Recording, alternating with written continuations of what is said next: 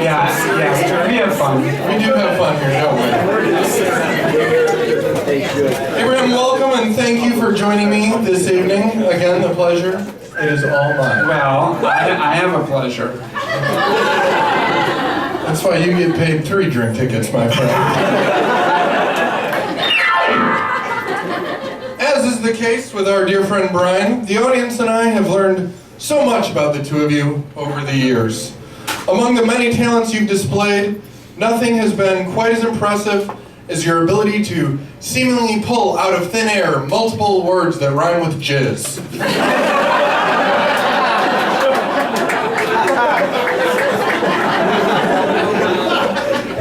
And yet, tonight, you have given us a detailed story about a young virgin poet who clearly has yet to find drugs or an intimate knowledge of the female reproductive system. These paint 2 very different portraits. Abraham, my first question for you this evening is, what the hell happened to you? A couple things to point out. When I had written that, I had never masturbated before. So, because I always get laid. That's why. Jesus Christ, this crowd. So I was kind of a young pup. Okay. And it was very important to me, despite having no experience with anything, to really talk the game. So that explains the use of all the adverbs. I get it. The hysteria that is often attributed with the 4th of July clearly had made you very happy. Out of curiosity, did you ever engage Amy and let her in on the fondness you have for her and her thin, uncomfortable lips? Or was this simply the rambling thoughts of a young man jacked up on 2 liters of Coca-Cola? Well, a couple months before I wrote that, I actually did take Amy to prom, where, as you recall, her personality was shaped. And we got to the prom, and she said, "You'll have to excuse me, but I don't dance." Oh. So we just kind of sat there on the peripherals. And then we got to a year later, I went to the prom with another woman. Who do I see tearing up the dance floor?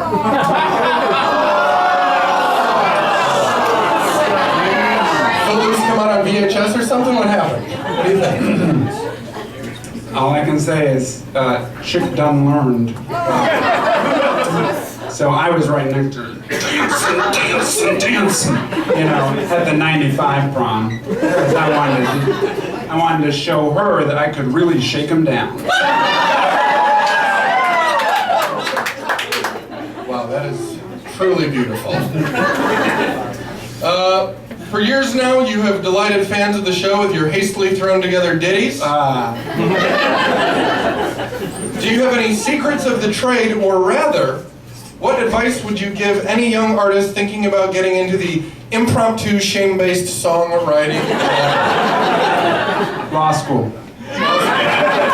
Practice your scales! That is both. Yeah, no, I mean, having scaly skin has been really helpful in this job.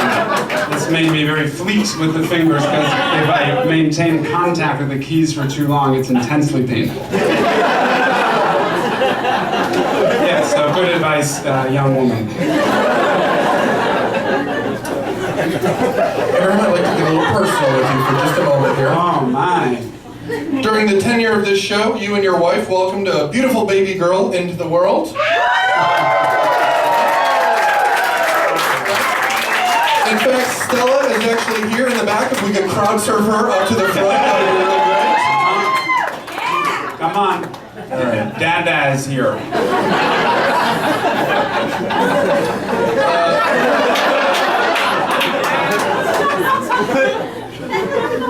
Now that you're a father, do you feel as though the stories you've heard here will help you to have a greater understanding of the adolescent female mind?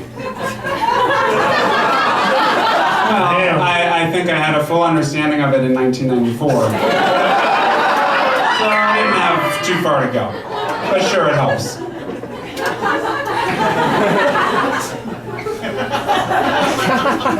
Lou Reed once said, I don't like nostalgia unless it's mine. How would you like this show to be remembered? I don't like Miss who? Miss Talia. Miss. I don't like nostalgia. Oh, no, nostalgia. Sure. Longtime fans of the show will know the life coach has trouble pronouncing words. No, it's true. It's okay. I've overcome dyslexia. It's a beautiful thing. I don't like nostalgia unless it's mine. So you're asking How would you like how I would to respond remember to that? this? You know, Lou said a lot of things that rhymed, and that doesn't sound like one of them. So I would have done a second draft on that. You're rewriting Lou quotes now. Yeah. Leave it in the past or kiss my ass. Something like that. That's almost right. That's something that I could really get behind. I really enjoy rhymes, especially if they are ass-centric. I love beautiful round curves. I'm into that, brother. Before we get out of here, you're a man who has had a very vast musical career as a member of the a cappella group, the Whiffin' Poofs. You've played a supporting role for a lot of other groups. At one point, playing with Bobby Kahn, you fronted your own band, Baby Teeth. And now you have conquered the title of Chicago's favorite musical improviser. When did that happen? Just now, brother. What's on the horizon for you? What are you looking? What is your next peak to summit? That guy and I have an album that we just finished. Mr. Devin Davis, who's standing in the back right there. And I think it's pretty good.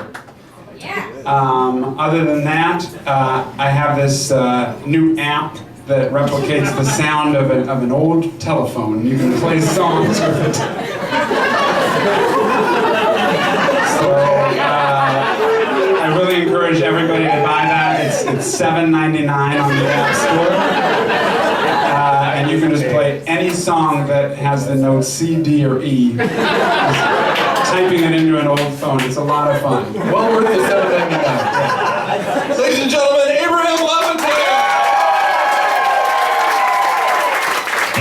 And now playing in the popular stylings of Leonard Skinner, Brian Costello.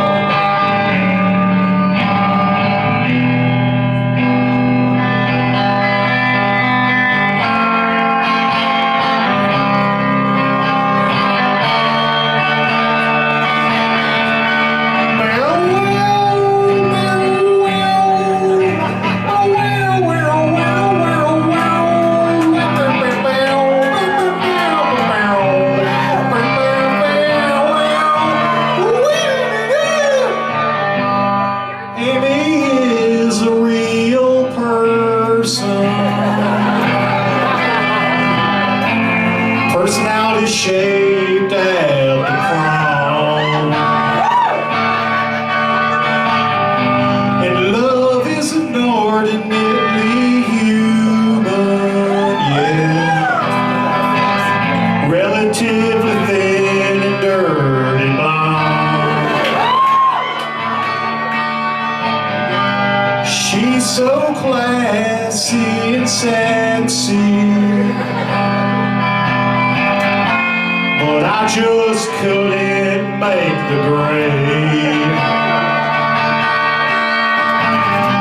'Cause I must be the high school virgin, yeah. And this virgin can't get laid. Whoa. And this virgin can't get laid. Lord knows she can't get laid.